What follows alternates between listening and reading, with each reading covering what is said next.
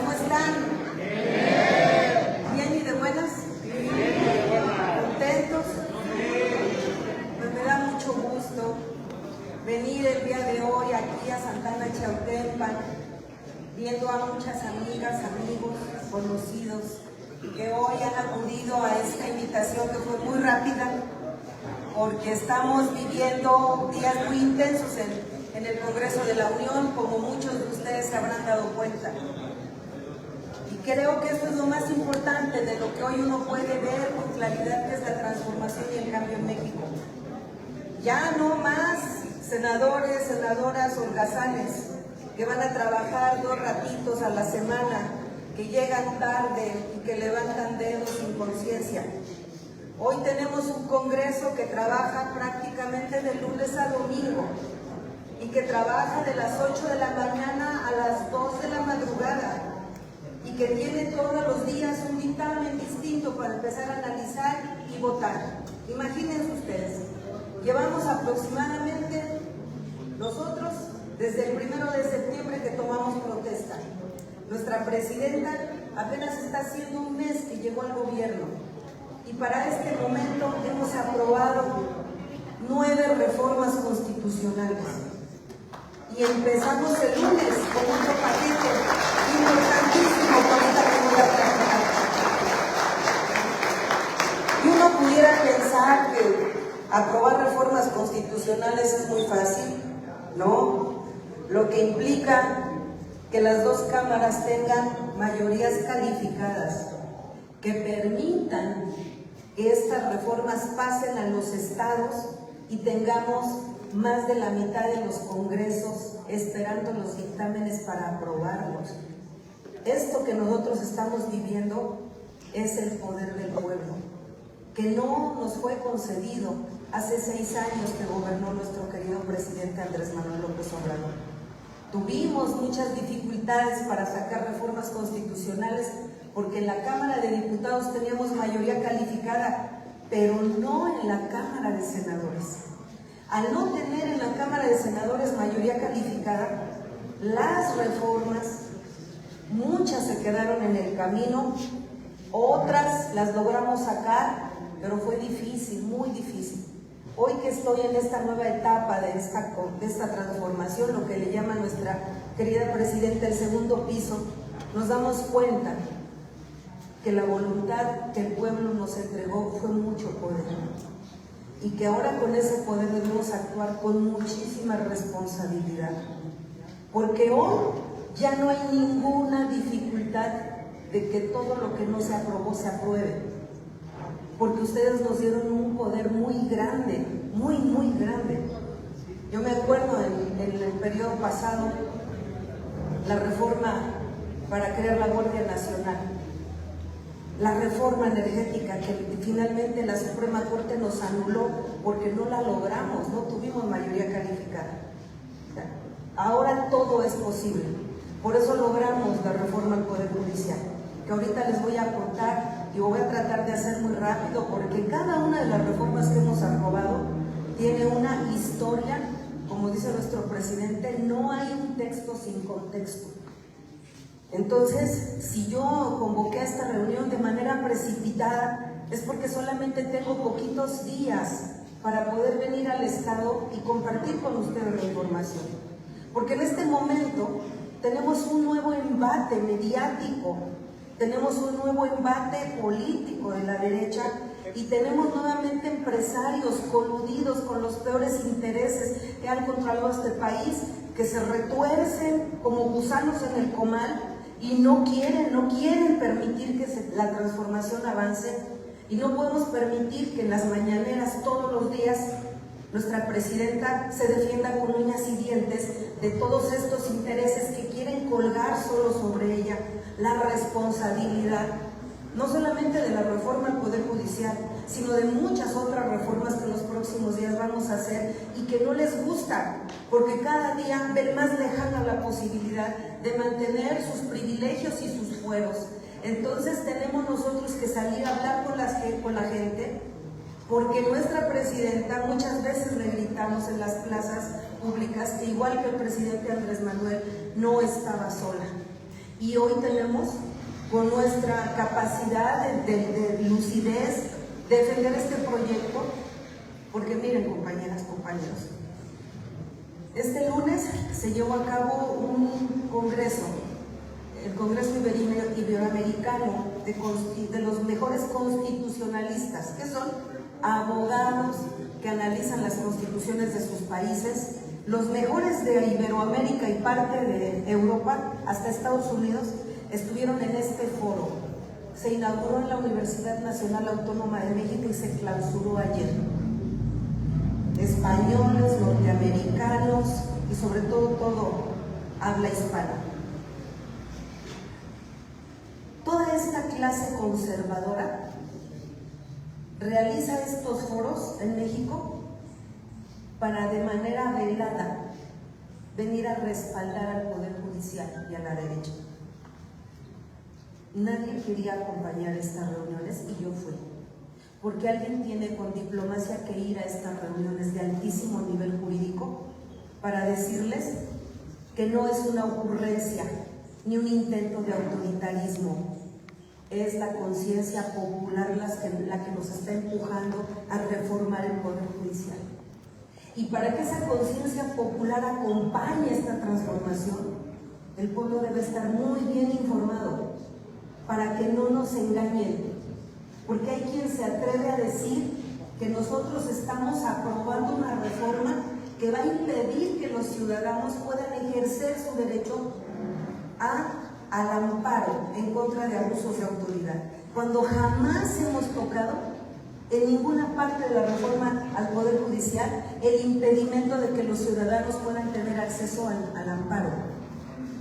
Y están diciendo que con la reforma estamos acabando con la división de poderes. La gente tiene que saber por qué no, qué es la división de poderes. Y la gente debe de salir a defender que no estamos acabando con el derecho a que la Suprema Corte o el Poder Judicial pueda ejercer su facultad de control constitucional a través de los mecanismos que siempre han existido, pero que nunca le han dado facultad, nunca, de modificar las reformas a la Constitución. Eso jamás ha pasado en México, porque el único que puede modificar la Constitución es el poder constituyente. ¿Quién es el poder constituyente? El poder legislativo que representa la voluntad popular. Fíjense, entre más leo la Constitución, más me enamoro de los sentimientos de nuestra nación plasmados desde la Constitución de 1824, nuestra primera Constitución, que establece claramente que la Constitución es el reflejo de un acuerdo social, un pacto social. ¿Por qué hemos tenido en este país tantas revoluciones? Porque llegó el momento en el que el pueblo ya no estuvo de acuerdo en cómo estaban las cosas y entonces impulsó movimientos armados. Esta es la primera revolución pacífica que tenemos. Y después de estos movimientos armados, ¿qué? ¿Cada quien a su casa? No. Se lee la Constitución y se establecen nuevos pactos. ¿Qué quiere la gente? ¿Qué no quiere? Y se redacta un nuevo acuerdo social. A esta posibilidad de hacer un nuevo acuerdo social se le llama poder constituyente, porque representa los sentimientos de un pueblo expresados en la ley. Nosotros en este momento, después de tener casi 36 millones de votos, representamos un poder constituyente, porque los votos que ustedes nos dieron fueron bajo el compromiso de que íbamos a impulsar 20 reformas a la Constitución. Y dentro de estos 20 compromisos con el pueblo está el reformar el Poder Judicial. Nunca engañamos a nadie. No llegamos con un acuerdo como el Pacto por México, que tenía 11 contrarreformas a la Constitución para beneficiar un puñito de interesados y convenencieros junto con intereses extranjeros. No, nosotros salimos a decir que íbamos a reformar la Constitución y el pueblo nos dio el poder para cambiar la Constitución. Entonces nosotros estamos construyendo un nuevo pacto social. Estamos modificando lo que ya no es viable en estos momentos y estamos construyendo una nueva manera de construcción de la República. Porque por primera vez en 200 años que tenemos como país libre, soberano, independiente, los mexicanos, las mexicanas, vamos a votar el 1 de junio del próximo año por nuestras autoridades del Poder Judicial. Y eso tendríamos que haberlo hecho desde hace 200 años, porque desde hace 200 años la Constitución establece en el artículo 39 que todo el poder regula en el sonido que todo el poder dimana del pueblo, que la soberanía radica esencial y originalmente en el pueblo. Bajo ese compromiso y esa convicción, el poder ejecutivo ha emanado del pueblo, es legítimo. El poder legislativo ha emanado del pueblo, es legítimo. El poder judicial nunca ha emanado del pueblo, por lo tanto, el poder judicial no es un poder constituyente, es un poder constituido, lejano a la democracia y a la voluntad del pueblo, impune, corrupto, omiso, clasista y fascista. Entonces, estamos cumpliendo los compromisos de esta revolución pacífica, y quien crea que el pueblo no sabe está equivocado. Pero tenemos que salir a hablar con el pueblo, porque seguramente muchas campañas de desinformación van a llegar a través de sus redes sociales, porque la derecha es tan convincente,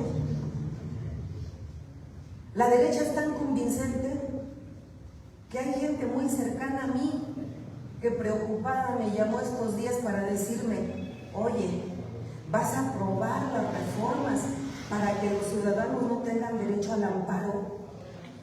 Dije, jamás nosotros hemos tocado este tema, pero en los videos donde sale Ricardo Anaya y donde salen otros personajes que con vehemencia dicen que ahora, si en la Constitución se establece que va a haber esclavitud y que se va a legalizar la tortura, ya nadie va a poder hacer nada. Y nosotros decimos, a menos que gobierne el PAN y el PRI para que legalicen la esclavitud y la tortura, pero eso yo creo que va a pasar mucho tiempo para que sea realidad, porque nosotros jamás lo haríamos. Pero además, miren lo que dice el artículo 136 de la Constitución. Por eso sería muy bonito que en otros momentos, porque no es el lugar, analizáramos lo que dice nuestra ley suprema. El artículo 135 dice que los únicos facultados para cambiar la Constitución somos el Poder Legislativo, y que contra las resoluciones que tome el Poder Legislativo no cabe ninguna acción ni el amparo. Y eso no lo dice ahora, eso lo ha dicho siempre. ¿Saben por qué lo dice así la Constitución? Porque podría llegar el momento en que un juez de distrito se atreviera a pedirle, a ordenarle a la presidenta de México que bajara del diario oficial de la Federación la publicación de un decreto para que se lleve a cabo una elección del Poder Judicial, dándole 24 horas para cumplir o que se atengan las consecuencias. ¡Qué atrevimiento de esta jueza de Veracruz, que se atreve a emplazar a la presidenta de México, que solamente está obedeciendo la voluntad del pueblo! Esto, por eso la Constitución lo establece, para que nunca intereses particulares tiren reformas constitucionales. Los únicos que podrán modificar la Constitución son los senadores y diputados que defienden los intereses populares. Y si se llegaran a equivocar, como se equivocaron durante el Pacto por México, el único que tiene legitimidad para cambiar las cosas es el propio pueblo. Díganme ustedes, ¿quién le dio su escarmiento al PRI, al PAN y al PRD y los mandó al basurero de la historia y nos dio todo el poder para cambiar lo que ellos hicieron mal? El único que lo puede hacer es el pueblo. Artículo 136 de la Constitución, que dice que si el pueblo llegara a caer en manos de personas ajenas a sus intereses, pasado el tiempo y llegando el momento de recuperar la paz y la conciencia, en ese momento recuperará y se cambiará con el poder del pueblo. Desde ese momento estaba facultado que ni jueces de distrito, ni ministros, ni magistrados podrán estar por encima del poder popular. Y no es la presidenta, y no son los senadores, y no son los diputados, es lo que representamos que ustedes nos dieron. Por eso es tan importante tener estas reuniones, y yo espero estarme dando a entender, porque los temas constitucionales son muy complejos, técnicamente son complejos. A ver, aquí hay abogados, ¿verdad que es complejo explicar soberanía, legitimidad, constituyente, constituido? Entonces yo espero estar haciéndolo bien, porque luego se me sale a hablar como abogada y es difícil, es difícil.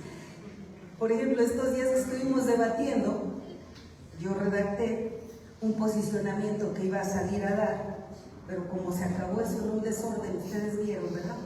Y llegaron con sus sirenas. Porque ya no tenían argumentos, ¿no? Pero lo que yo quería era hacer un argumento técnico, filosófico, de qué significa la Constitución y este momento histórico que nos tocó vivir. Y no ese, ¿cómo les diré? A la gente nos gusta ver sangre correr. Y entonces la gente aplaude mucho que un senador enfrente al otro y le grite y le increpe y le diga. Yo nunca me van a ver hacer eso.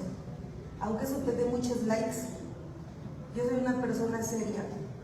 Por eso me atreví a estar en el Congreso Iberoamericano con muchos conservadores, no solamente en México, sino del mundo. Porque alguien tiene que ir a dar con seriedad y altura la cara ante el país con ellos. Y a lo mejor muchos no vieron, pero yo estuve en la UNAM con los juristas más grandes de este país y de Iberoamérica, sentada a un lado de Norma Piña. Y Norma Piña habló por el Poder Judicial. Y yo le contesté con una cátedra de diplomacia, y la señora se quedó callada y sentada. Cuando terminó esa reunión, muchos de los que estaban ahí se acercaron a mí para decirme, eso es el institucional. Cuando las pasiones le dan paso a las razones. A mí siempre me van a ver debatir con razones. Yo no voy a difamar, a calumniar o a recordarle al otro lo que es. Eso el pueblo de México ya lo sabe. Entonces, estamos aquí porque tenemos que salir a hacer una campaña muy grande para apoyar a la presidenta, y les voy a decir por qué. Porque no son solamente los empresarios como Claudio X González Jr., que ayer nuestra presidenta le llamó Junior tóxico, porque su papá está en las reuniones con ella, felicitándola por estos 20,000 millones de dólares que trajo de inversión, y acusándola en un Twitter, ayer leído por ella en la mañanera, donde la acusa de autoritaria, de dictadora y de llevar al pueblo a la perdición, al país. Entonces, todos tenemos que salir a ayudar a nuestra presidenta. Un pueblo informado, un pueblo organizado, un pueblo comunicado y un pueblo participativo, para que cuando salgan a la calle y pregunten, nadie nos confunda y no nos arrepientamos del voto que dimos y del camino que vamos a seguir, porque todavía lo peor, todavía lo vamos a enfrentar en los próximos días. ¿Ustedes creen que el gobierno de Estados Unidos está contento? No está contento. Y que se va a quedar quietecito mientras crece la economía de México, se fortalece nuestra soberanía energética, se fortalece nuestra soberanía económica, porque no nos han endeudado más. ¿Ustedes creen que están contentos?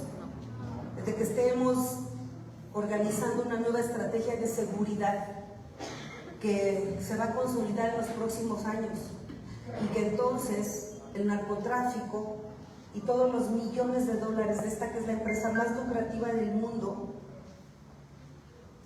Hago un paréntesis para regresar a esto. En los próximos días voy a sacar una serie de programas que van enfocadas a qué es el humanismo mexicano desde la legislación. O sea, estas leyes que estamos haciendo, ¿en qué favorecen el humanismo mexicano? ¿Pero qué es? Y entonces estoy reuniéndome con ideólogos y protagonistas nacionales de la transformación. Entonces me reuní la semana pasada me invitó a su casa Pedro Miguel, que es uno de los grandes ideólogos y filósofos del movimiento de transformación. Sí lo conocen, ¿verdad? Bueno, me reuní con Pedro Miguel en su casa y estuvimos hablando del humanismo mexicano. Y cuando estábamos hablando del humanismo mexicano, él me hizo cuestionamientos muy duros, ustedes los van a ver en este pasaje, en esta entrevista que hicimos. Pero él me habla y me dice de la seguridad y me dice, mira, el verdadero narcoestado no es México, el verdadero narcoestado es Estados Unidos. Aquí nos dejan los muertos y el desprestigio y el rompimiento de la capa social, pero allá se quedan con la droga y el dinero. El neoliberalismo fue tan poderoso que destruyó lo más valioso que tenía el país. Lo económico lo vamos a recuperar porque somos muy ricos. Vamos a recuperar soberanía energética porque somos muy ricos en energía. Vamos a recuperar empleos. México va a ser una de las economías más pujantes en el presente siglo. Pero va a ser muy difícil volver a hacer que el tejido social hasta abajo, ese tejido social tan mencionado por la derecha, pero que es verdad, se vuelva a reconstruir. Porque son principios y valores que una sociedad perdió, de comunitarismo, de amor al prójimo, de respeto a los viejos, de amor a la familia, de respeto a las mujeres, de respeto a la palabra. Eso va a ser muy difícil, me decía Pedro Miguel. Y entonces él decía, en el tema de la seguridad, lo más importante es que hasta abajo reconstruyamos lo que rompió el neoliberalismo. Y eso va a ser lo más difícil, lo más difícil. Entonces, mientras estamos en esta reconstrucción por la violencia que se vive en México, quien se va a oponer es Estados Unidos.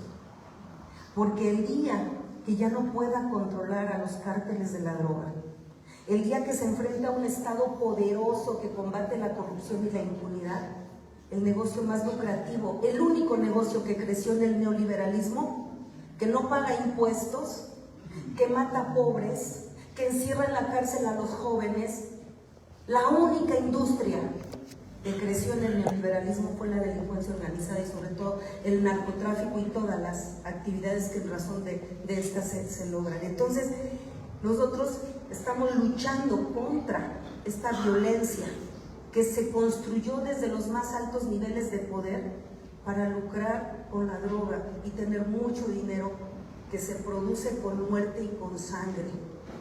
Entonces, la doctora, nuestra presidenta, va a enfrentar el embate brutal de Estados Unidos. ¿Que saben qué quiere ahora? Utilizar a la derecha para que en nuestra ley, en el Código de Procedimientos Penales y en el Código Penal Federal, se establezca como delito el terrorismo por narcotráfico. ¿Y saben ustedes por qué quieren que se declare terrorismo? Para invadirnos. Para invadirnos.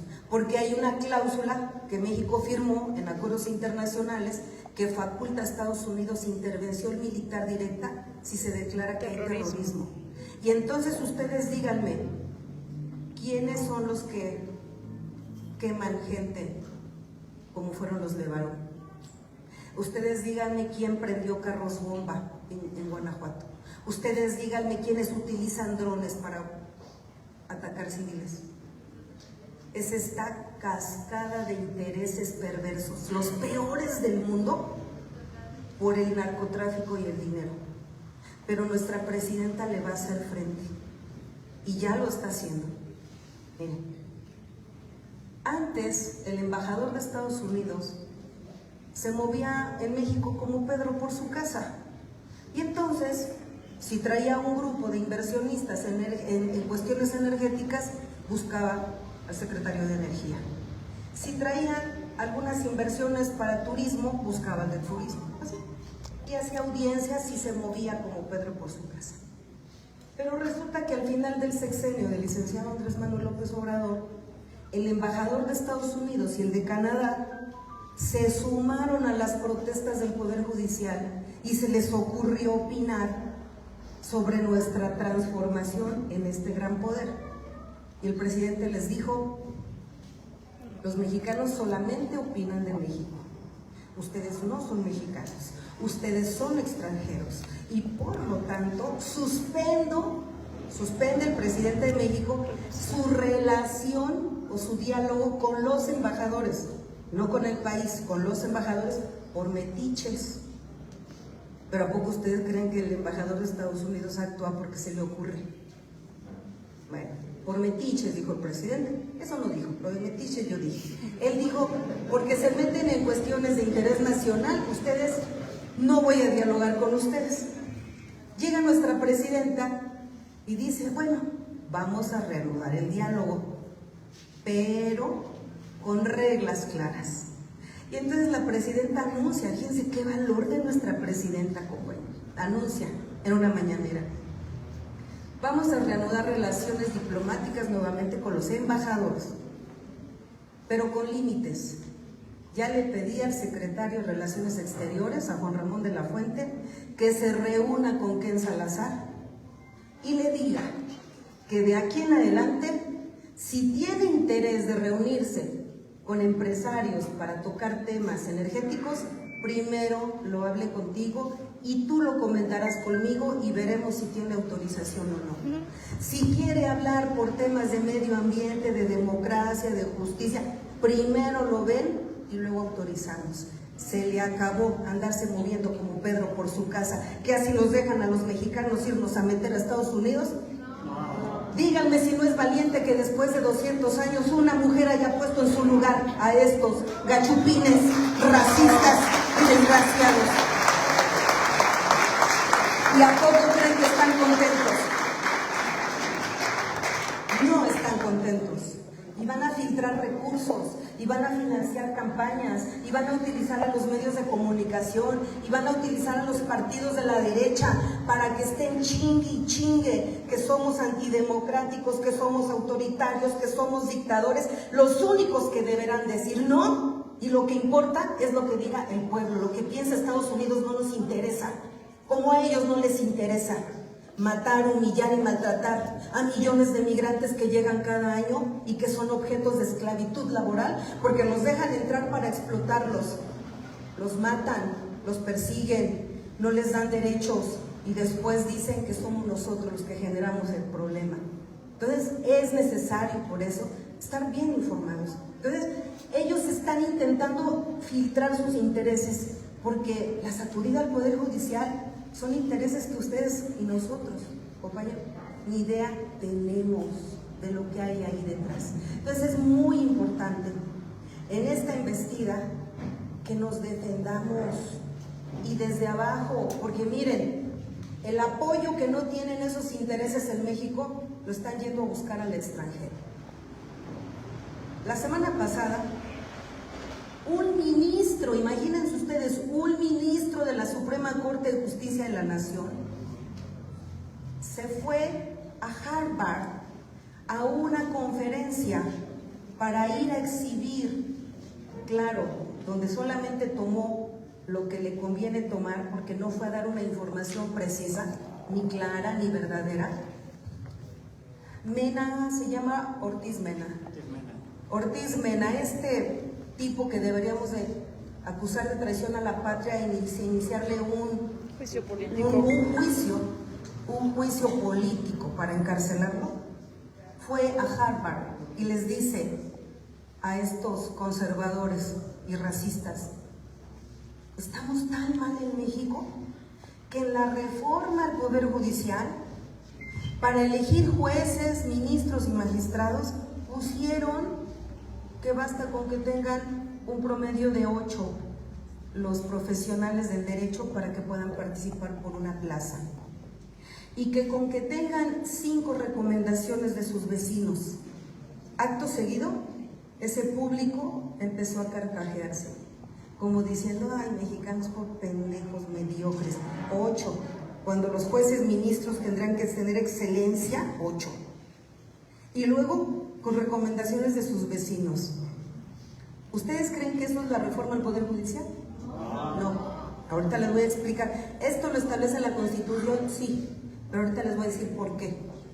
Pero además yéndonos a lo profundo, a lo humano, a lo verdadero, sin simulación, sin hipocresías. Hasta para ser candidato tendríamos que tener recomendación de 5 vecinos. ¿Quién nos conoce mejor? Los vecinos. Tus vecinos saben si eres el personaje mediático, porque tú puedes decir, soy totalmente humilde, pero vas a comprarte tu ropa a almacenes carísimos. Soy profundamente humano, pero te ven patear a los perros, no saludar al vecino. O sea, quien más nos conoce es el vecino. Sabe si le pegas a tu esposa, si le das salario digno a tus trabajadores, si cooperas, si eres buena gente. Los mejores referentes, la familia y los vecinos, ¿no? Entonces, pero ahorita les voy a explicar, si tienen tiempo, porque tengo tanto que hablarles que no me van a callar, pero me voy a tratar de ir despacito, previendo que después nos vamos a volver a ver. Entonces, se fue a burlar de nosotros allá, dando parcialmente una visión de la reforma al Poder Judicial que no es eso. Y entonces se va a buscar el apoyo que no tiene México. ¿Para qué? Para que tribunales internacionales abran carpetas cuando impugne la entrada en vigor de lleno de la reforma al Poder Judicial. Y nos quieren llevar a la Corte Interamericana. Y nos van a querer llevar a que el Tratado de Libre Comercio entre en conflicto porque estamos violando reglas de intercambio comercial, etcétera, etcétera, etcétera. Entonces, pues son unos traidores a la patria, pero hay intereses afuera que por supuesto van a hacer eco de todo esto que están haciendo aquí en México. Y a veces parece mentira, que estamos en un proceso de transformación tan grande y en las redes sociales, las fake news sigan dando y sigan moviendo tantas conciencias. Por eso la información es tan importante. Entonces, ¿por qué estoy aquí hoy con ustedes? De manera inmediata les voy a explicar de qué se trata la reforma del Poder Judicial, porque yo creo que en general sabemos que hay una reforma, ¿verdad? Pero sí tenemos dudas de cómo va a aplicarse, ¿no? Sí tenemos de repente información que mueve lo que nosotros creemos, ¿no? O si no es a nosotros, a otros cercanos a nosotros. Porque todos en nuestra familia tenemos el antimorena, ¿no? Porque además también actuamos con prejuicios. Hay gente que cree que ser de Morena es ser naco, que ser de Morena es ser ignorante, que los que estamos en Morena no estamos preparados. Entonces, que solamente los fifís saben para qué es el poder, que solamente los fifís saben derecho constitucional, que solamente los fifís pueden tener claridad de lo riesgoso que son nuestras reformas. Y eso no es así. Gracias, Yolita. Entonces, hoy solamente vamos a hablar de la reforma del Poder Judicial y si me lo permiten vamos a hablar de la estrategia de seguridad, porque yo sé que la seguridad es un tema que nos duele a todos. Entonces, ¿qué está pasando? ¿Qué va a pasar en los próximos días? ¿Y cómo vamos a ayudar para que la seguridad y la paz en México llegue pronto? Bueno, prácticamente de la reforma del Poder Judicial ya les estoy hablando un poco de las implicaciones. ¿Pero qué es? Bueno, adelanté hace un ratito que si los 3 poderes que emanan del pueblo por obligación constitucional tienen que ser votados por el pueblo, estamos llegando tarde a la democratización del Poder Judicial. ¿Qué fue lo que pasó durante todos estos años que el Poder Judicial fue asignado por grupos de interés? Porque ahora ellos dicen, no, es que ahora Morena va a poner todo. Ah, caray, que el PAN no puso todo, que el PRI no puso todo. Hoy Morena tenía el poder de poner todo. ¿Y qué decidimos?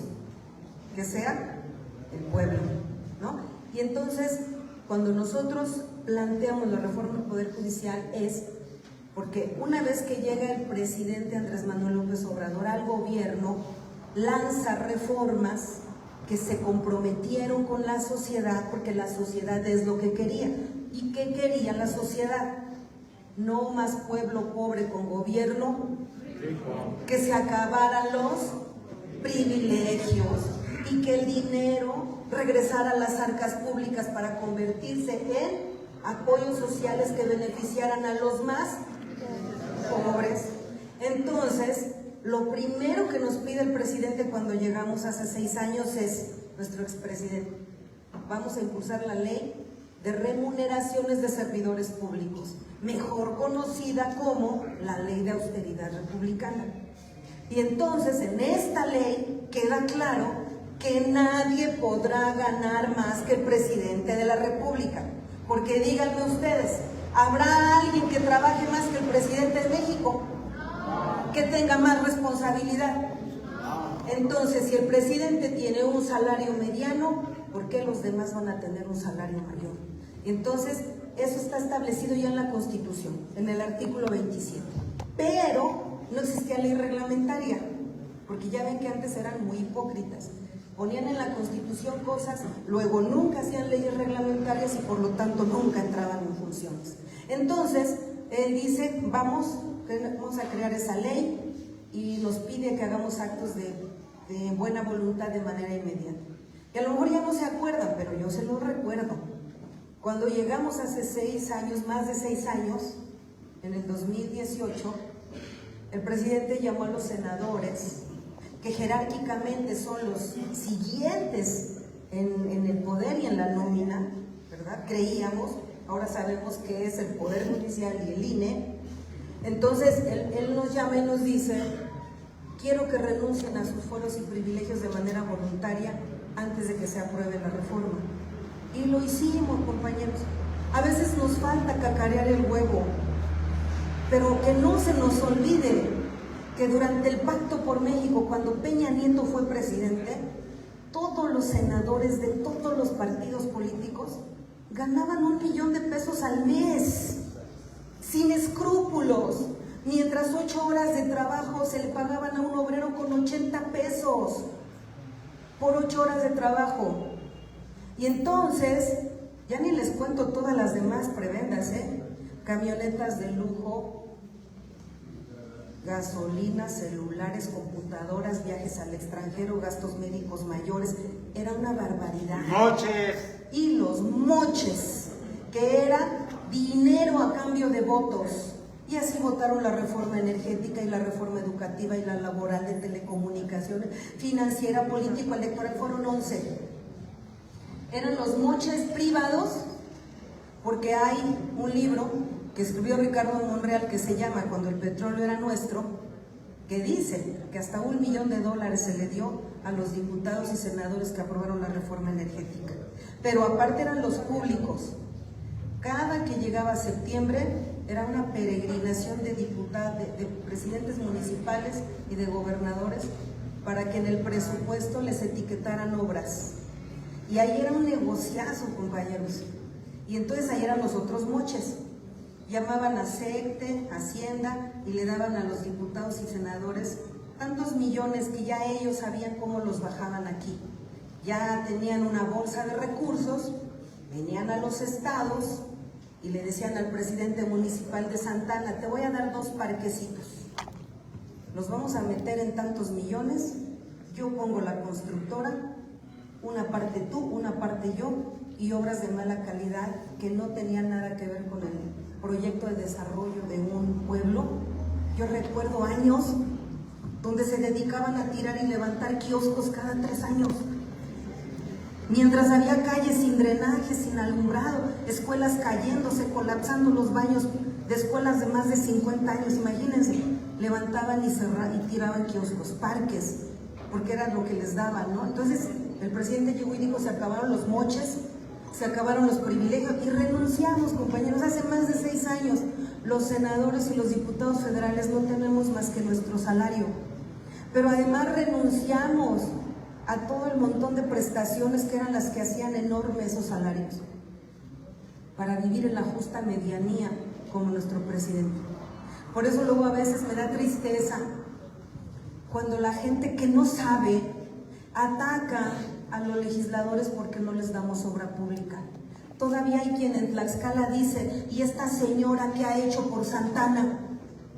Hemos hecho muchísimo por Santa Ana, pero la gente no sabe que los legisladores hacían obra para tender una cortina de humo, de ocultar lo que realmente estaban haciendo. Fíjense, durante todo el periodo neoliberal, cada año los diputados federales aprobaban deuda pública con nuestro voto.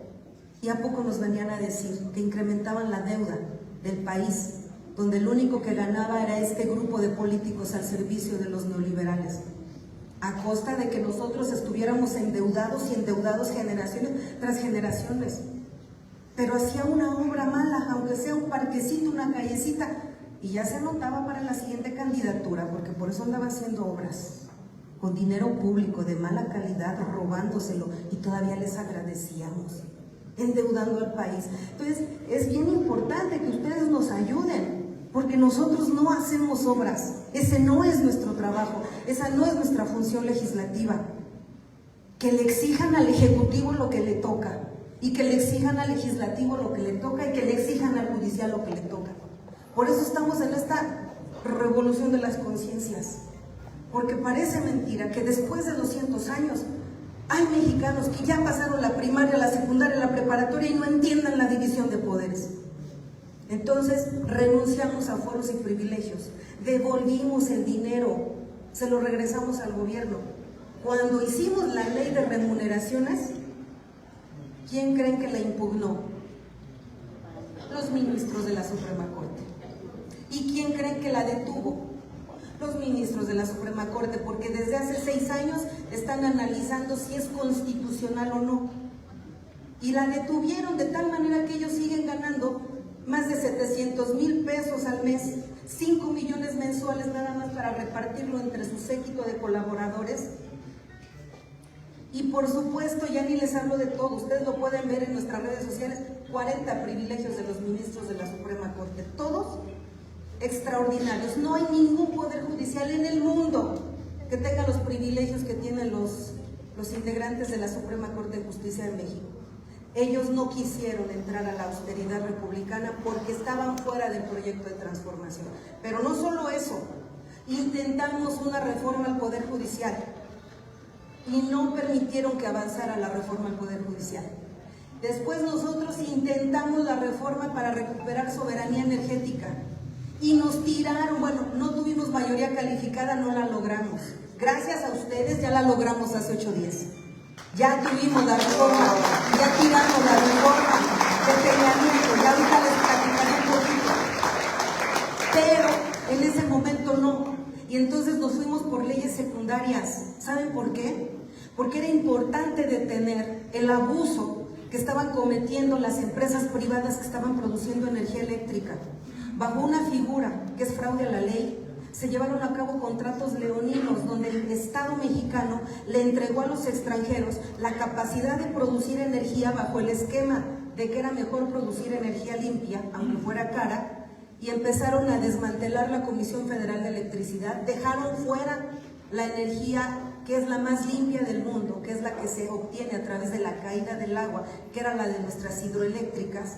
Esas quedaron fuera de la ley, imagínense, de tal manera que la ley el agua de las hidroeléctricas no era limpia, por lo tanto no podía entrar en competencia, y empezaron a dar muchos contratos para energía solar y eólica. Sobre todo eran extranjeros, que cobraban la luz carísima, que utilizaban nuestra red nacional de distribución sin pagar un centavo, y que cobraban, porque la luz no se puede almacenar, ustedes sí sabían eso, ¿verdad? La energía se produce y se despacha, pero no se puede almacenar. Entonces México tiene todos los días medido cuánto va a necesitar, produce lo que va a necesitar. Entonces en la mañana la Comisión Federal de Electricidad lleva a cabo una subasta y dice, hoy vamos a necesitar 20 kilowatts. A ver, de acuerdo a los contratos, el 70% lo ponen las empresas privadas de energía limpia. Y entonces ya llegaban, ¿no? Y decían, bueno, aquí está, la energía hoy te la vendo a 7 pesos. Bueno, el 30% de más lo ponía la Comisión Federal de Electricidad. Ah, pero ¿qué tal hoy no hizo mucho viento? ¿Y qué tal hoy no hubo mucho sol?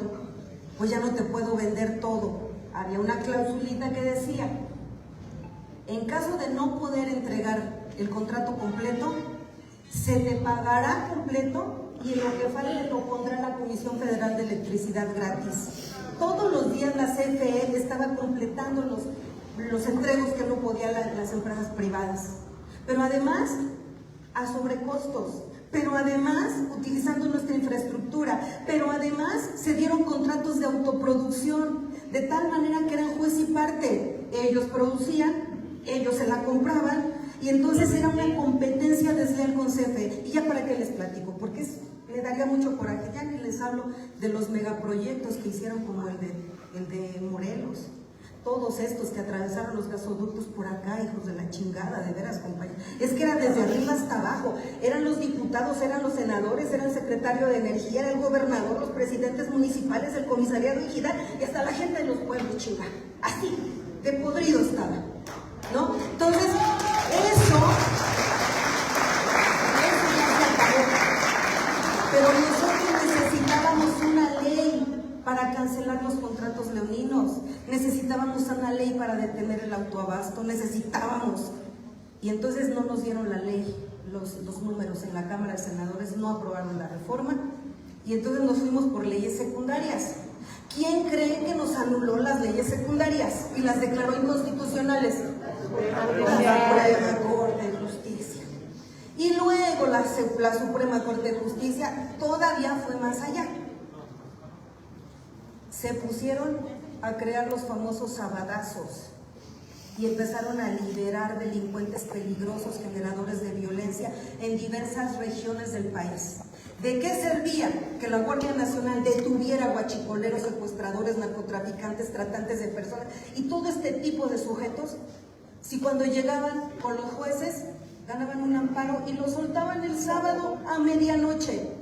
Bueno, hubo jueces que se atrevieron a dictaminar a medianoche a las autoridades competentes que tenían 3 horas para liberarlos, y daban esta sentencia a medianoche para que a las 3 de la madrugada, sin que nadie los viera, los sacaran. Y así sacaron a muchos delincuentes peligrosos, como los líderes de Santa Rosa de Lima, como Cabo Quintero, etcétera, etcétera. Entonces, eso era en contra de la pacificación de México, porque miren, cuando tú tomas a un delincuente peligroso y luego lo liberas, ¿cómo lo haces? Más poderoso, porque ahora sí, ¿quién se le pone enfrente? No lo castigas y lo perdonas.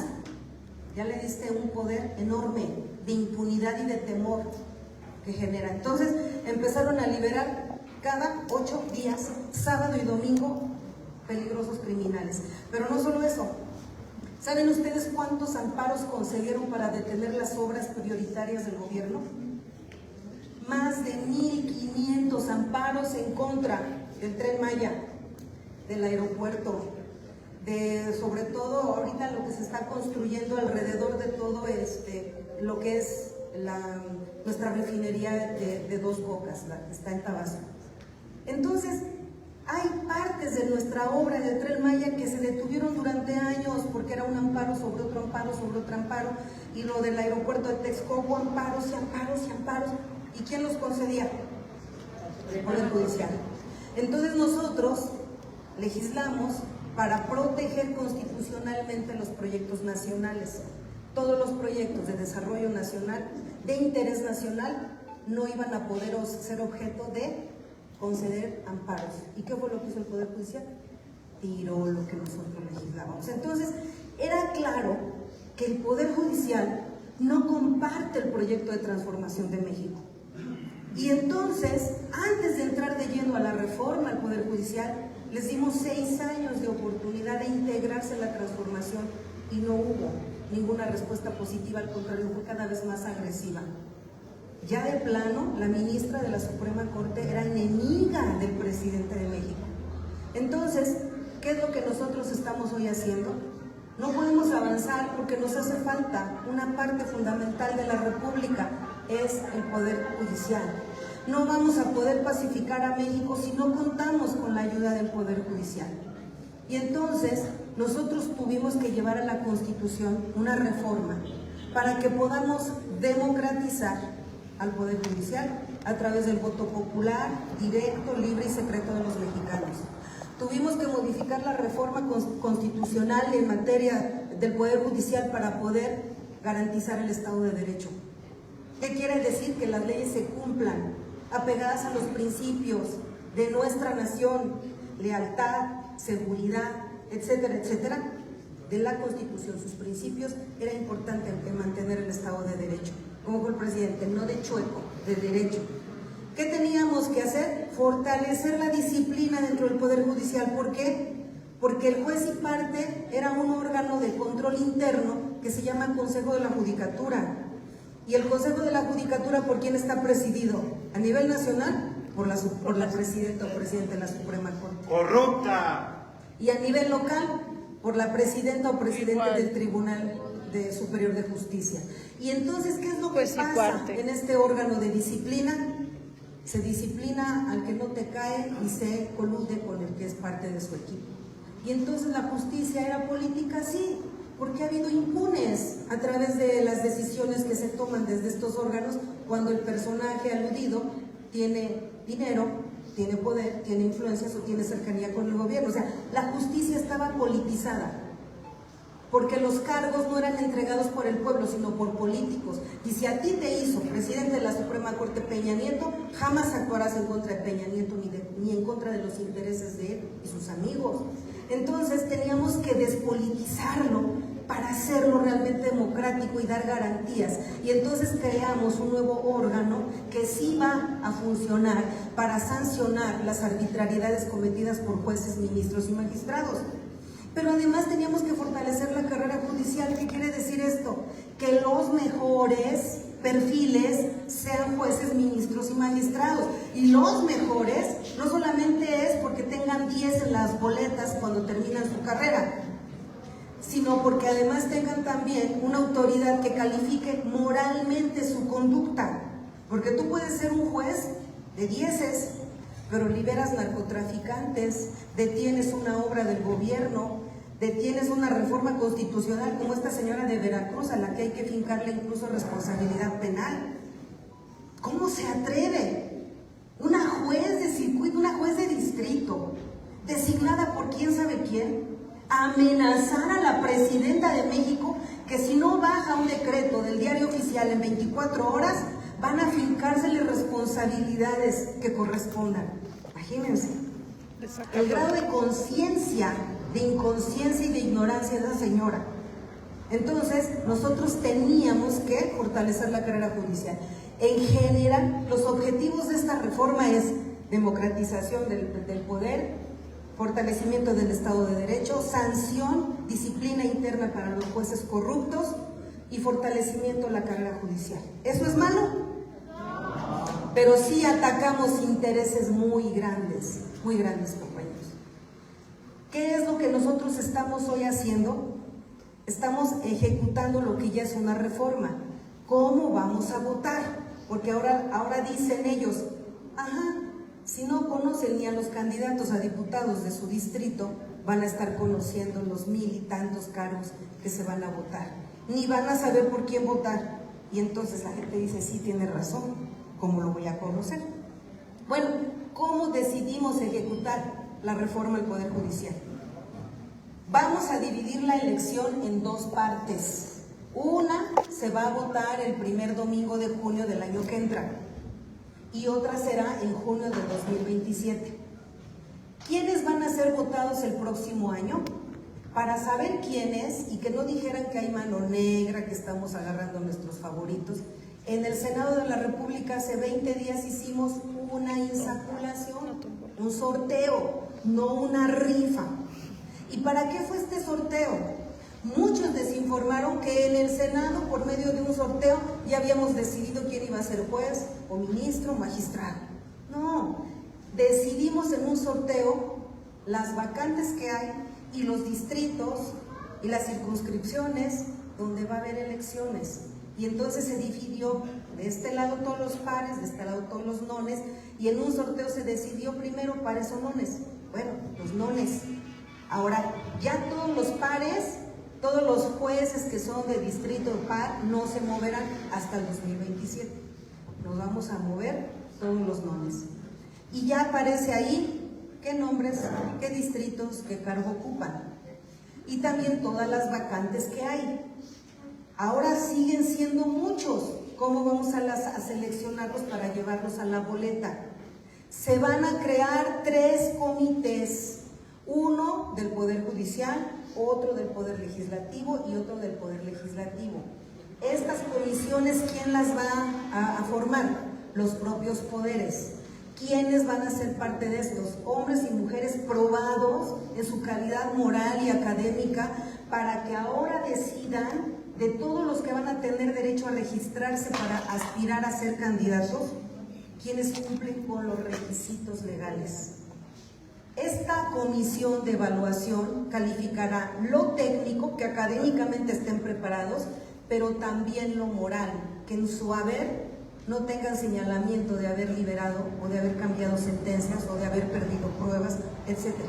Entonces, vamos a tener estas comisiones trabajando. Pronto vamos a dar a conocer quiénes son y van a ser del escrutinio público. Imagínense ustedes, ya parece que vamos a tener en esta comisión a Diego Fernández de Ceballos, que es un traficante de influencias del Poder Judicial. Jamás. Entonces, el pueblo va a saber quiénes son estas comisiones.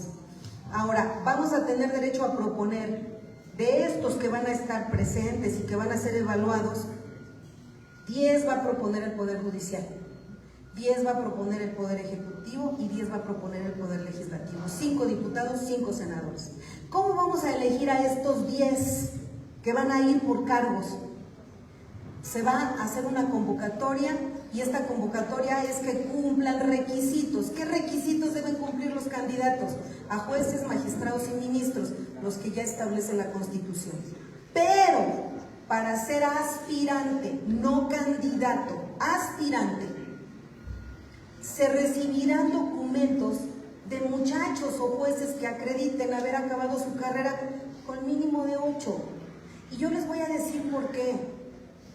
En este país, como en todo el mundo, no porque tengas 10, eres el mejor. Y puede ser que acabaste tu carrera con 8, pero en la práctica resultaste ser muy buen abogado, muy buen médico, muy buen técnico. Es discriminatorio que solamente los que tengan 10 puedan aspirar a ese cargo. Pero no quiere decir que no estemos recibiendo a los de 9 o a los de 10. Decimos, si tú acabaste tu carrera con un mínimo de 8 puedes competir.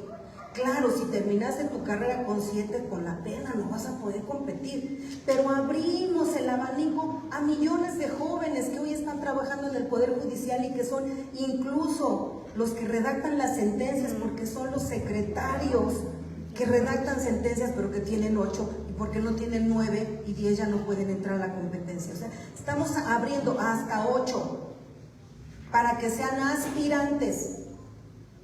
¿Y qué les estamos pidiendo aparte de los requisitos constitucionales para que aspiren a un cargo del Poder Judicial?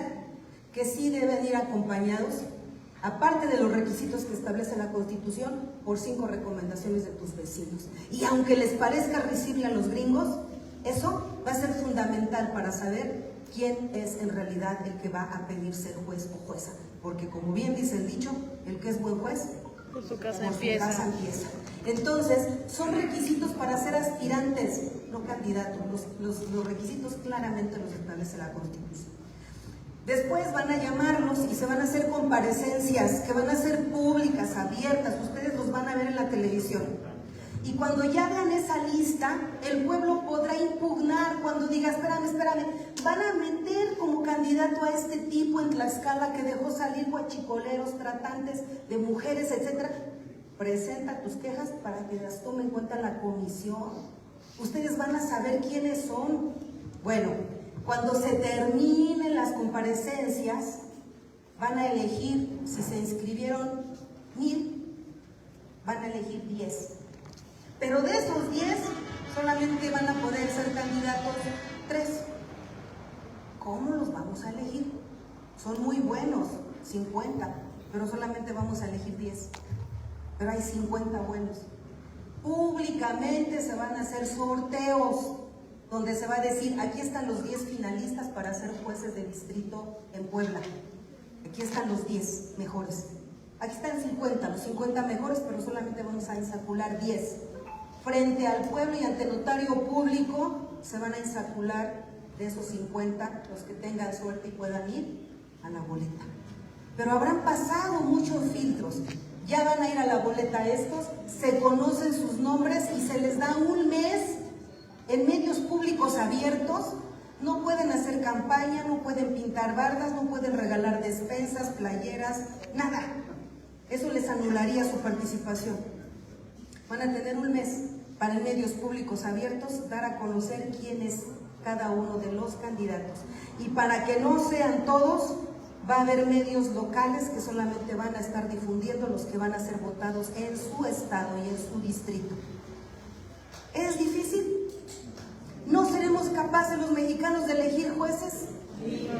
¿O qué le vamos a hacer caso a los panistas que dicen, ay, por favor, si los mexicanos no saben elegir ni pareja, van a elegir bien un juez? Pues si lo tuviéramos que llevar así por filtros, a lo mejor no nos equivocaríamos tanto. Entonces, vamos por una reforma muy importante, pero esto está simbrando intereses muy grandes porque se acaba la complicidad y la impunidad. Y es fundamental sacudir al Poder Judicial. ¿Saben por qué? Porque si nosotros no tenemos jueces en quienes descanse la seguridad de que quienes cometen delitos graves en México van a ser sancionados, de nada va a servir llenar de policías al país mientras el juez sea la puerta giratoria que los libera. Por una puerta entra y por otra sale. Pero la reforma al Poder Judicial no es suficiente. Vienen otras reformas muy importantes. La reforma de la Guardia Nacional, y ahí me voy a meter en el programa de seguridad de la presidenta y con esto voy a terminar. ¿Ya los cansé? Yo, si los veo cabecear, les voy a preguntar la clase. Mal de escuela. Acuérdense que yo fui maestra en la prepa, entonces veo que uno empieza a cabecear y le pregunto. ¿En qué íbamos? No traje el gis. Entonces saben que hace mucho calor. Vamos a entrar al tema, bueno, y les voy a decir la última reforma que hicimos ayer en la madrugada salimos. Después de que ya se aprobó la reforma al Poder Judicial, ya se publicó en el Diario Oficial el 15 de septiembre, ya hicimos el proceso para insacular dónde va a haber elecciones. ¿Qué creen que hizo el Poder Judicial? Se puso en huelga y no están funcionando para la justicia cotidiana. Pero los sabadazos siguen, aunque no están sancionando para los civiles, sí siguen liberando criminales los fines de semana. ¿Qué creen que hizo el Poder Judicial? Aparte de ponerse en huelga y cobrar, porque están en huelga pero cobran. Bueno, pues impugnaron ante un juez la publicación de la reforma y una jueza se atrevió a pedirle a la presidenta que detuviera la publicación y así detenían la reforma. ¿Y qué hicieron aparte? Le pidieron al Instituto Nacional Electoral no iniciar el proceso que la ley le obliga para que inicie el proceso de organización de la votación de jueces, ministros y magistrados. Entonces, el Poder Judicial no descansa y empiezan a tomar aire y empiezan a tomar campañas y empiezan. Entonces, lo que nosotros hicimos después de este embate y de que se atreviera esta jueza a amenazar a la presidenta de México fue trasladar un artículo que ya está en la ley reglamentaria del 107 constitucional, que es la ley de amparo, a la Constitución. Y aquí hay abogados y lo saben. ¿Qué dice el artículo 61 en una de sus fracciones? Dice que no procede el amparo en caso de reformas a la Constitución o adiciones a la Constitución. No procede el amparo. No es algo que nosotros pusimos, eso ya estaba en la ley de amparo desde hace muchísimos años, desde que se creó. Entonces lo único que hicimos fue trasladar la inimpugnabilidad, que es el principio, la inimpugnabilidad de las reformas constitucionales a la Constitución. ¿Para qué? Para que quede claro. Porque dijeron los jueces en una mañanera fallida que ellos no podían impugnarla, pero que sí podían interpretarla. Pues nosotros les acabamos de poner en la Constitución, no puedes interpretarla, porque para interpretarla tendrías que ser un poder constituyente, no un constituido. Entonces, nosotros acabamos de aprobar que se lleve a rango constitucional lo que ya establece una ley secundaria. ¿Es malo? ¿Le estamos impidiendo el amparo a los ciudadanos contra abusos de poder?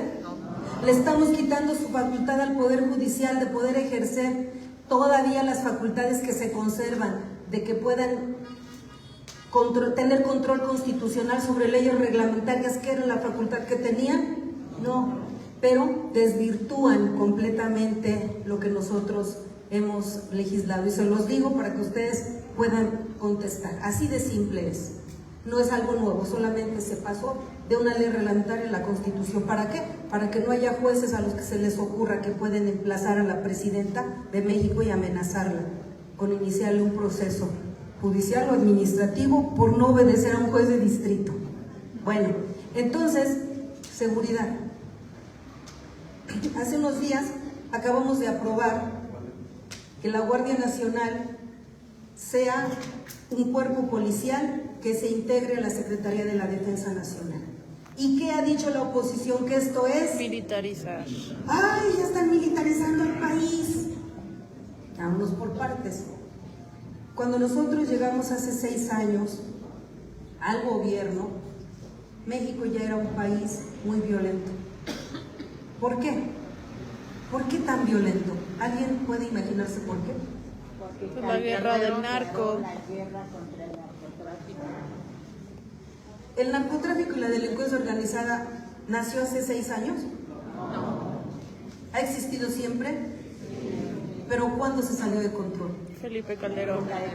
Llega Felipe Calderón ilegítimamente al poder. Tenía que buscar una causa que lo hiciera Legítimo. aceptable para el pueblo, generar menos rechazo. Y sirve que por ahí hace unos cuantos negocios. Y entonces decide declararle la guerra al narcotráfico. Así fue su programa de seguridad. Cuando presenta su programa de seguridad, muy valiente dice: se acabó la violencia, este presidente acabará con la delincuencia y le declaro la guerra al narcotráfico. Bueno, mucha gente aplaudió eso, pero miren lo que significó la guerra contra el narcotráfico.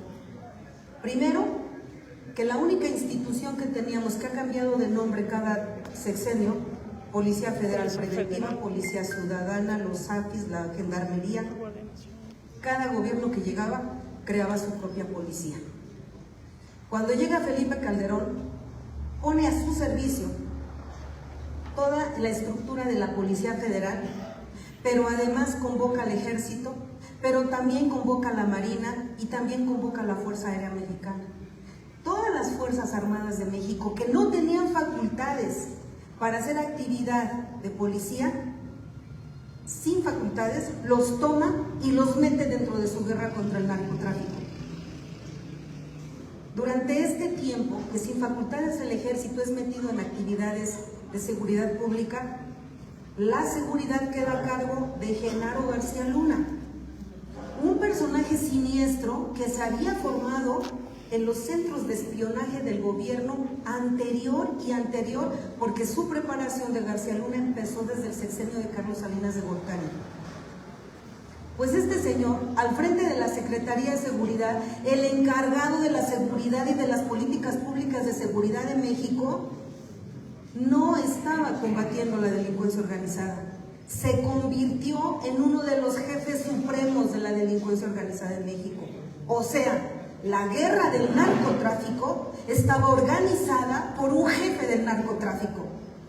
Durante los 6 años que duró el gobierno de Felipe Calderón, por eso el presidente dice, que fue nuestro expresidente decía que había sido una irresponsabilidad, porque era como haberle dado de palos a un avispero. Le das de palos y ¿qué es lo que va a pasar? Salen, se dispersan por todas partes, y entonces ahora ¿cómo los controlas? Pues le dieron de palos al avispero, porque entonces la delincuencia organizada no solamente estaba combatiendo o estaba siendo combatida por el Estado, sino que el Estado había tomado parte de la guerra combatiendo con un grupo. Genaro García Luna se hizo parte fundamental del fortalecimiento del cártel del Golfo, que en ese tiempo estaba al frente el Mayo Zambada, el Chapo Guzmán, sus hijos, y entonces se enfrenta a una guerra fratricida, no por la pacificación de México, no por acabar con la delincuencia organizada, sino para darle supremacía a un grupo que empoderaron muchísimo, que fue el cártel que encabezaban estos personajes que les acabo de mencionar. Expandieron su territorio hasta convertirse en uno de los cárteles más fuertes y peligrosos del planeta. ¿Qué fue lo que sucedió en estos años? ¿Con quién más se coludieron? ¿Quién le entregó 30 reconocimientos de superpolicía a García Luna? Estados Unidos. La DEA, el FBI, el gobierno de Estados Unidos, ese que después lo llevó a la cárcel. Esto quiere decir, por eso es que nosotros decimos con toda la seguridad que el narcoestado se gestó sobre todo desde ese otro narcoestado que es Estados Unidos. Y entonces García Luna tuvo muchísimo poder, tenía el ejército a su servicio, tenía la marina a su servicio y tenía a la Policía Federal a su servicio. Durante los años que ellos gobernaron, la delincuencia organizada creció y creció y creció y creció, porque además se juntaron otros dos fenómenos. Uno, la DEA, el FBI de Estados Unidos, le dijo al gobierno mexicano: oye, ¿y si te paso armas de contrabando? Rápido y Furioso. Hasta 200,000 se piensa que entra cada año. Pero no armitas, de esas de calibre 40, no. Cuernos de chivo, de estas que solamente usa el ejército, hasta Barrett, esas que se usan para derribar aviones. Te las vamos a mandar a México de contrabando, pero van a llevar un chip. Cuando estas armas lleguen a los grupos de la delincuencia organizada, los vamos a rastrear vía satelital. Y cuando los agarremos, con las manos en la masa, vamos a deshacer todos los cárteles de la delincuencia organizada. Y mira qué ingenuo el Rápido y Furioso. ¿Por qué rápido? Porque entraron en chinga, y furioso porque llegaron a los más violentos. En menos de 6 años, los grupos de la delincuencia organizada, que existieron siempre, tenían un poder de armas como nunca nos hubiéramos imaginado en la historia. De tal manera que hay grupos de la delincuencia organizada que tienen armas que solamente tenía el ejército. Pero no solamente tuvieron armas, empezaron a tener entrenamiento militar y surgen grupos como los Zetas, donde hombres que salen del ejército con entrenamiento militar se convierten en los líderes de estos grupos porque se dieron cuenta que eran criminalitos y dijeron: no, pues si yo puedo ser jefe de la plaza con todo el conocimiento que tengo esta bola de sicarios que son malos pero pendejos, pues yo voy a ser su jefe. Y entonces empezaron a salirse del ejército y se empezaron a ser los jefes de las plazas y empezaron a darle entrenamiento militar a la delincuencia organizada. Fíjense ustedes qué terrible. Esa fue una circunstancia. La otra, durante casi 40 años, México entró desde Miguel de la Madrid de lleno con Salinas y hasta Peña Nieto en un proceso de gobierno que se llamó neoliberalismo. El capitalismo voraz, brutal, aplicado en su máxima expresión. El capitalismo que, este neoliberalismo que era, privatizar todo, que todo sea negocio.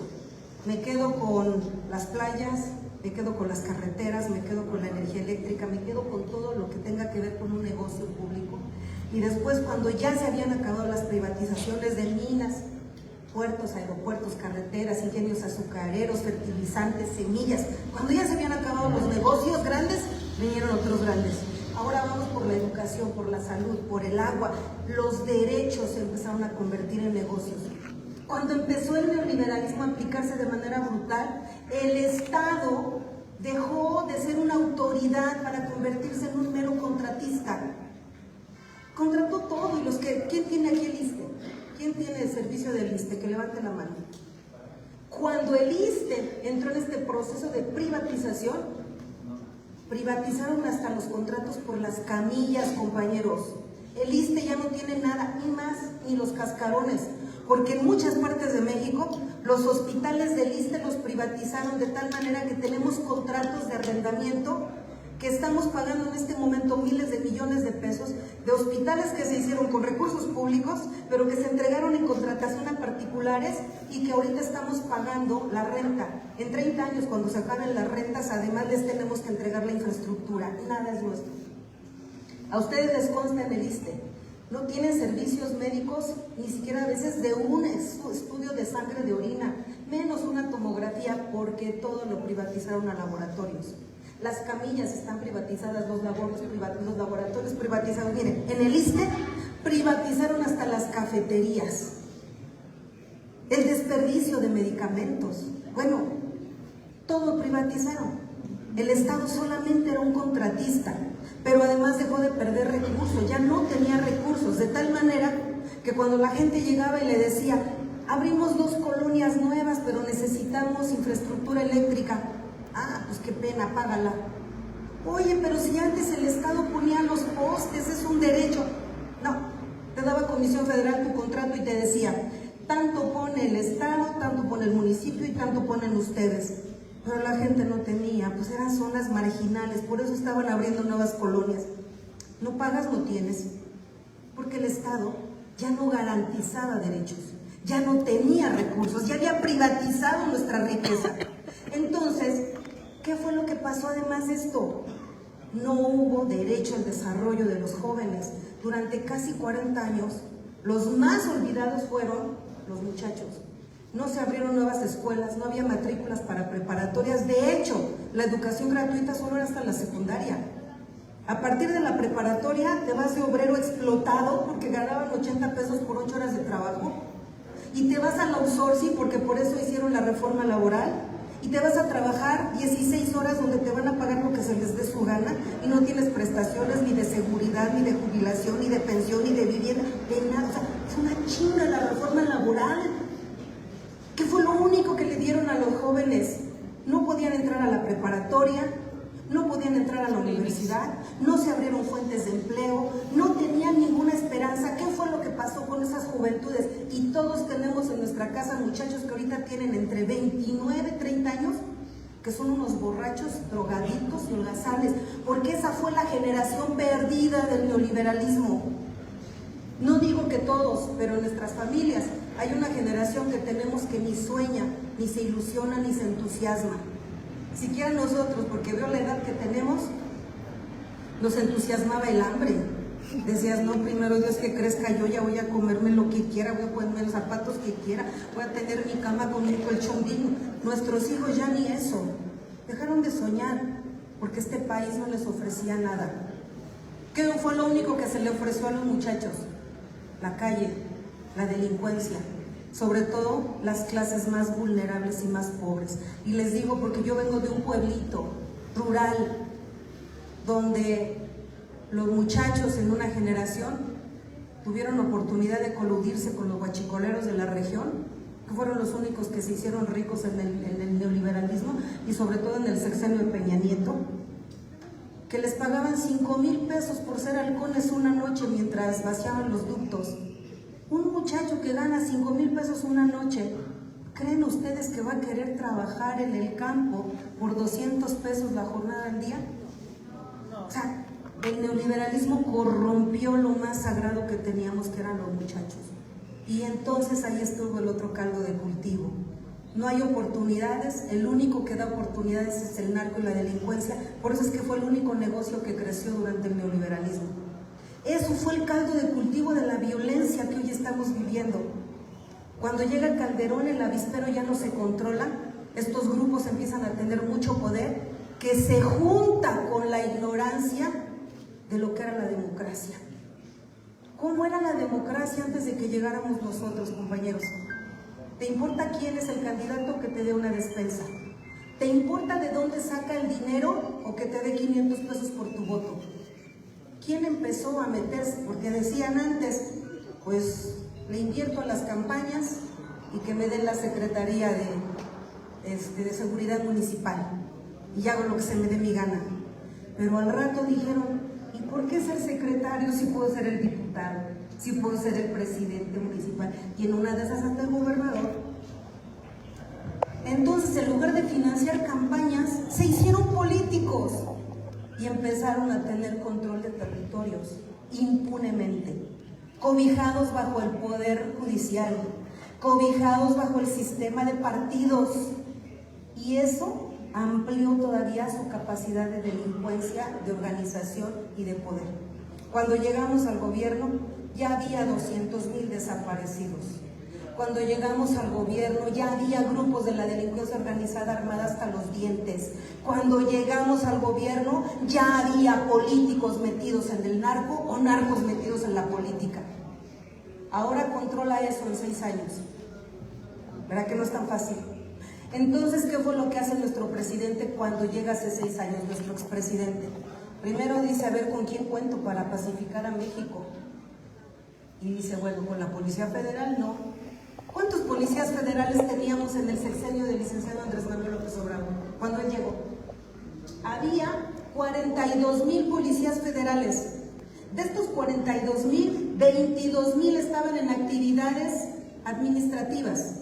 Solamente 20,000 estaban distribuidos en operativos, vigilando la seguridad del pueblo. Y no tenían cuarteles, ¿eh? Si llegaban a Acapulco, se agarraban un hotel y ahí se quedaban. No tenían donde guarecerse, no tenían donde protegerse, no tenían donde desarrollar inteligencia. Cuando llegamos, el presidente toma la decisión, vamos a acabar con la Policía Federal, porque además estaban coludidos con la delincuencia organizada, la mayoría. Y entonces la desaparecemos, creamos la Guardia Nacional, entra la Guardia Nacional y en 6 años pasamos de 42,000 policías a 136,000. Y pasamos de no tener cuarteles a tener más de 400 más, los que se siguen construyendo. Y ahorita se va a ampliar la Guardia Nacional. Pero hay un problema. La Guardia Nacional no tenía facultades para poder intervenir en caso más que de fragancia. O sea, tomarte con las manos en la masa. Pero pues te manda con el fiscal, que a lo mejor la carpeta de investigación la construye como quiere, o sea, el Ministerio Público. O te manda con un juez que la carpeta de investigación va plagada de irregularidades y con un amparo te liberan. Y entonces es ahí donde todo juega para la pacificación de México. Cuando nosotros llegamos, con duras penas logramos la creación de la Guardia Nacional. Ahora, después de 6 años, nos dimos cuenta que no bastaron 6 años para consolidar este sistema de policía civil, que necesitamos más años para que se consolide. ¿Cuántos años creen ustedes que tiene de vida la Guardia Civil de España? O sea, su policía. ¿Cuántos años? 200 años. Estas policías trascienden a los gobiernos y a las revoluciones. Son tan fuertes institucionalmente que no dependen de un gobierno, porque tienen una raíz institucional muy sólida. Nosotros cambiábamos de policía cada 6 años, y de esquemas, y de formas, y de modos. ¿Qué iba a pasar si nosotros no consolidamos la Guardia Nacional? Que puede ser que el siguiente gobierno que venga la desaparezca por un decreto y se acabe, y vuelva a empezar. Necesitamos consolidarla. Pero para consolidarla, ¿qué se requiere? Disciplina. Porque puede ser que la idea de la Guardia Nacional con mandos militares por 5 años sea buena, pero ¿qué va a pasar si nosotros no nos sometemos a una disciplina que realmente sancione la corrupción?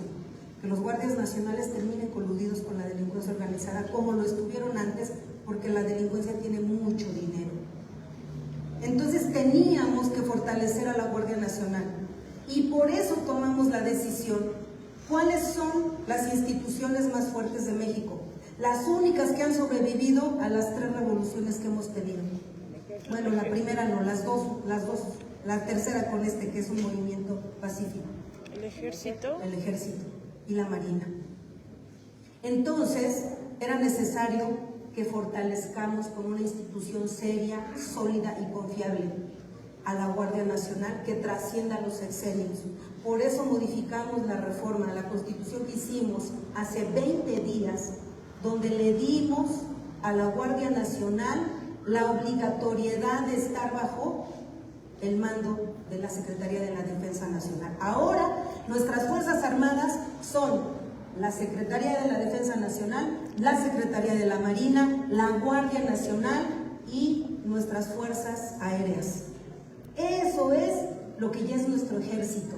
Ahora, la Secretaría de la Defensa Nacional tiene bajo su responsabilidad vigilar, capacitar, sancionar a los policías, porque ahora son mandos militares con actividad policial.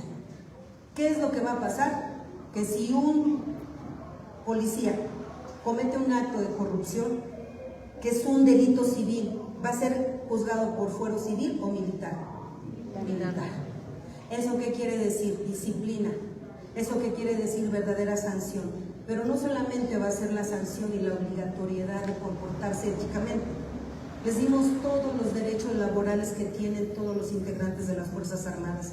Seguros de vida, casas, o sea, vivienda, salud, educación para sus hijos y todos los apoyos que tienen marinos y militares, hoy los van a tener los policías de la Guardia Nacional. No van a tener pretexto de coludirse con la delincuencia organizada por necesidad o por pobreza. Y van a tener una vigilancia y una formación estricta y se va a multiplicar. Pero le dimos una cosa a la Guardia Nacional que no tenía. Y los abogados que están aquí me van a entender qué grande fue lo que hicimos.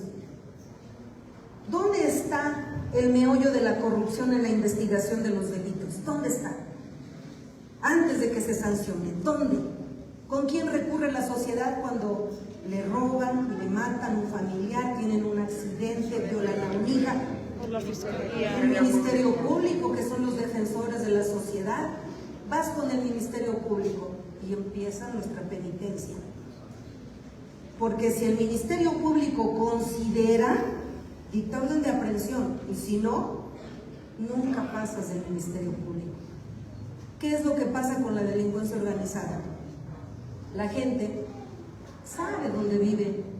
Tú vas a un pueblo y te dicen, aquí vive el tratante, este tiene niñas.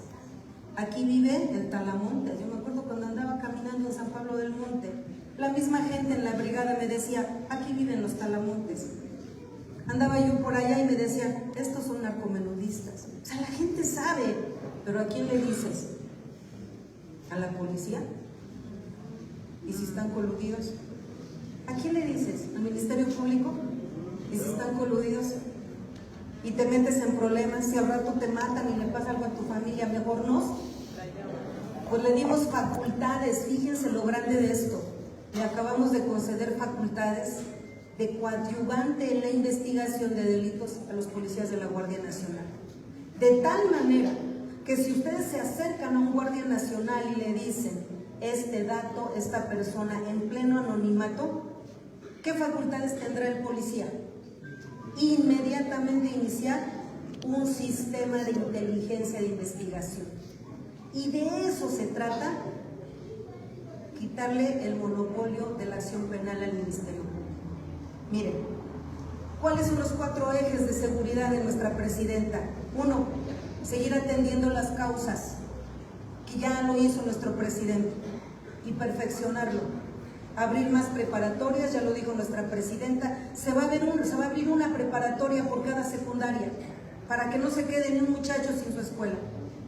A todos los que entren a la preparatoria pública, becados, todos.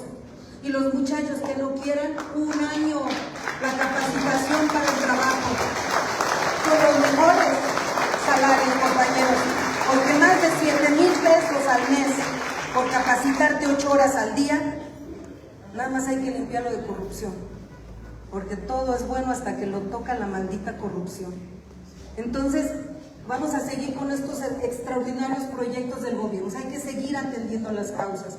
Vamos a ir por espacios públicos, vamos a abrir más universidades. Ustedes acaban de escuchar a la doctora. Se van a abrir más de 300,000 nuevos espacios para los jóvenes en universidades. Aquí en el estado se van a abrir 2 escuelas superiores, gracias al gobierno federal más. Entonces hay que seguir atendiendo las causas. Que no haya pretexto de que están en la calle, en la droga, en el alcohol, en el vicio, porque no tienen que hacer. Hay que darles con qué, pero no va a ser suficiente. La reestructuración del tejido social es lo que más va a tardar, pero ya estamos atendiendo las causas. La segunda estrategia de seguridad es el fortalecimiento institucional de la Guardia Nacional. Por eso modificamos la Constitución para darle estas facultades. Hoy el Ministerio Público va a tener coadyuvancia directa con la Guardia Nacional, pero ese es el tercer eje. Como nunca se va a hacer un desarrollo tecnológico de la seguridad, satélites, que la doctora acaba de anunciar que tendrá México solo para temas de seguridad nacional. Y estos satélites que van a tener el control de todos los sistemas de cámaras de seguridad que tendrán que establecerse a lo largo y ancho del país, para que no sea una actividad solo local. Imagínense que hiciéramos lo que hizo García Luna. García Luna incluso tenía un espacio ahí en Los Pinos donde tenía cámaras, televisiones, y un día llamó a los periodistas y les dijo: miren, aquí está, yo aquí puedo escuchar hasta cuando respiran. Y todos, ¡wow! ¡Qué maravilla! Después se descubrió que era un montaje, ni siquiera estaba conectado a satélites. Bueno, esto sí va a ser verdadero. Pero imagínense ustedes que esa es la cuarta, que el Estado tiene el mejor sistema de cámaras de vigilancia en todo el Estado. Pero el encargado del Estado lo apaga a las 10 de la noche y lo prende a la 1 de la mañana. Y hubo 3 horas que nadie vio lo que pasó. O peor tantito, que teniendo información de primera, le avise a alguien y les diga: miren, allá en Coapiaxtla hay 2 bodegas llenas de contrabando, y que cuando llegue la policía están vacías. O sea, no va a servir un sistema de seguridad, por muchas cámaras que haya, para el bien, sino para unos cuantos malvados. Por eso, este sistema de seguridad nacional va a tomar el control de las cámaras de seguridad de todo el país, de tal manera que va a haber una vigilancia y supervisión de todos estos programas que están instalados en los estados, para que no trabajen solamente bajo la vigilancia de autoridades estatales, sino también federales. ¿Eso es bueno o malo? Pues este sistema de seguridad, este sistema de inteligencia va a ir acompañado con satélites, cámaras y policías en la calle que van a estar investigando y van a tener acceso para empezar a tener las listas de los violentadores por comunidad, por municipio, por distrito, por región, por estado. Este es un sistema de inteligencia que no va a operar solo, va a ir de la mano de las fiscalías, tal y como se hizo en la Ciudad de México. Por eso la siguiente reforma que sigue, y ya no tardamos en empezar, vamos a reformar toda la ley de fiscalías, porque así como no queremos que el presidente de México ponga a los integrantes del Poder Judicial Federal, tampoco queremos que los tribunales locales sean imperio de impunidad de gobernadores. Por eso también la reforma judicial. Tampoco queremos que las fiscalías sean una cueva de ladrones al servicio del poder. Por eso vamos a ir también por la reforma a las fiscalías. Vamos a ir por la reforma al sistema penitenciario y vamos a ir por la reforma a la prestación de lo que hoy es denigrante y triste, que es la defensoría de oficio. Que los más pobres también tengan derecho a buenos abogados. Son las reformas que faltan. Pero el plan de seguridad es atender las causas, fortalecer la Guardia Nacional, tener un sistema de inteligencia nunca antes visto, y el último, que es importantísimo, la coordinación con los estados, que todos los estados y municipios se integren al programa nacional, donde podamos identificar las regiones de más violencia, las que tienen que ver con fronteras con otros estados. Yo acabo de estar en municipios del estado donde los presidentes municipales claramente te dicen cuáles son las calles, carreteras que están utilizando en la frontera con Puebla, ya sea de este lado por San Pablo del Monte, por Natívitas, Tepetitla, como las que están del lado de Puebla por Coapiaxtla, las que están conurbadas con el Estado de México como es Calpulalpan, y las que están conectadas con el Estado de Hidalgo del lado de Tlaxcala. Tenemos que vincularnos no solamente en el Estado, sino también en las regiones, porque las fronteras entre Puebla y Tlaxcala tienen que ver con los dos gobiernos, pero también con los gobiernos municipales. Entonces va a venir una estrategia de vinculación muy grande. Por eso nuestra presidenta va a venir a Tlaxcala para reunirse con nuestro gobierno, y van a instalar las mesas de seguridad coordinados con el gobierno federal. Y también va a venir nuestra presidenta para decirnos 10 acciones de obra pública y de infraestructura que va a impulsar en su gobierno. El hecho de saber que el gobierno federal va a tomar las riendas de la coordinación de la seguridad pública es una garantía de que las cosas buenas están por venir y que debemos de tener paciencia para que el programa de seguridad de nuestra presidenta surta los efectos que va a surtir, porque es un programa real, profundamente humano, y estamos trabajando desde donde nos corresponde para fortalecerlo. Pero hay algo que no va a poder hacer ni la presidenta, ni el gobierno local, ni su servidora. La seguridad empieza por la casa de cada uno de nosotros. Todos nosotros sabemos dónde están tus hijos, qué están haciendo, con quién se están juntando, de dónde llegan con recurso a casa si no trabajan, a qué hora llegan, cómo duermen, qué comen, dónde están todo el día. Y si nosotros no tenemos el control de nuestros hijos, no le exijamos al gobierno que nos dé tranquilidad. La paz empieza porque cada uno de ustedes y de nosotros hagamos de nuestros hijos personas de bien, buenos mexicanos, gente que respete a sus padres, a sus abuelos, a sus vecinos. Y con esto quiero terminar, discúlpenme si me extendí, hay muchas cosas que ya no me dio tiempo comentarles, pero solamente les quiero decir con mucha esperanza y con mucha convicción. Tuvimos un gran presidente que tomó las riendas del país en el peor momento, estabilizó la economía, estabilizó el desempleo, aumentó los salarios, filtró recursos a los más pobres, creamos nuevos derechos. Pero hoy tenemos a la mejor presidenta del mundo. El valor, la congruencia, la tenacidad, la alegría con la que todos los días vemos cómo crece y crece nuestra presidenta. Discúlpenme, compañeros, que se los diga, pero es que no se imagina México lo que significa tener una mujer presidenta. ¿Saben nada más quién se lo puede imaginar? El que tiene en su casa a la mejor esposa del mundo, la que se levanta temprano, la que se duerme al último, la que arrea a los hijos, la que resuelve problemas, la que no se quiebra en las enfermedades, se enfrenta a las desgracias, la que se duerme noche, la que nunca descansa. Ese señor que tiene esa gran mujer podrá entender lo bien que le va a ir a México con nuestra presidenta. Muchas gracias, que Dios los bendiga. Y finalmente, estrategia, y ahorita les paso el micrófono. Necesitamos informarnos, comunicarnos y difundir. Yo les pido, y aquí creo que en la mañanita cuando llegaron les pidieron una lista, ¿verdad, Yolita? Para que ustedes nos den sus datos. Les vamos a pasar información todos los días de lo más importante, para que ustedes tengan elementos de discusión en la combi, en la calle, con la familia, para defender el gobierno, nuestra presidenta y nuestras acciones. Yo solamente les quiero preguntar, porque hoy arranca esta campaña de defensa del gobierno del segundo piso, la Cuarta Transformación. ¿Están de acuerdo o no en que les pasemos información? Pues muchas gracias, les vamos a estar informando. Adelante. Gracias, no se vayan, no se vayan. Nada más.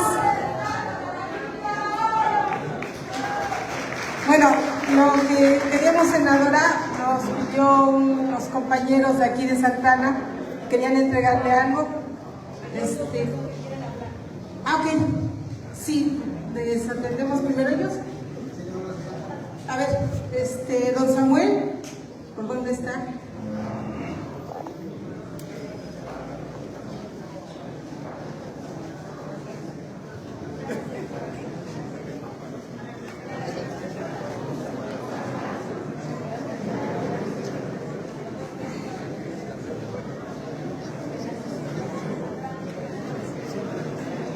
Señora.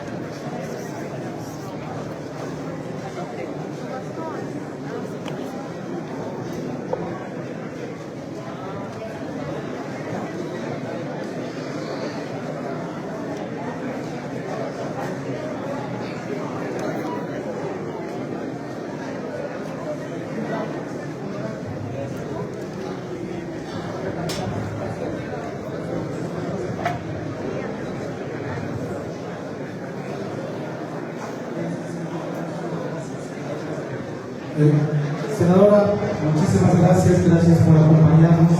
Es un honor tenerla aquí en Chortempa. Los servidores del arduo trabajo que se tiene como senadora que nos brinde este espacio. Decirle que aquí como Fundación del Orden Internacional de los Derechos Humanos queremos hacerle entrega de este bastón que representa la fuerza, la sabiduría, que representa el poder político aquí en Chortempa y en todo la nacionalidad. Decirle que como senadora, que bueno que siga trabajando con el bien común de todos los mazcatecas que cada uno estamos, los de México, los mexicanos que también muchos lo necesitamos. Sabedores también, ustedes un orgullo de la Estado en el Senado, que próximamente estoy segurísimo que con orgullo nos representará como un nuevo gobierno de la democracia. Muchísimas gracias. Todos los estrategas y competencias trabajaremos en este gran proyecto para que usted sea nuestro representante como lo está haciendo en el Senado. Muchísimas gracias, senador.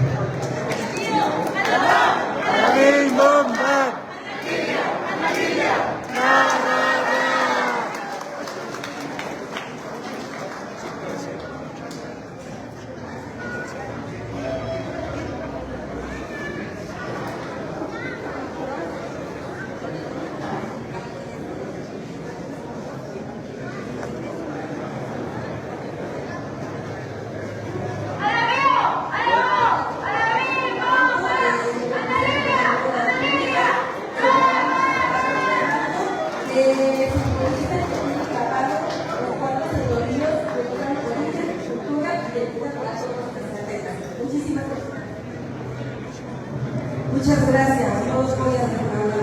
Que viva la sala, que viva Chortempa y que vivan nuestros pueblos originales. Muchas gracias.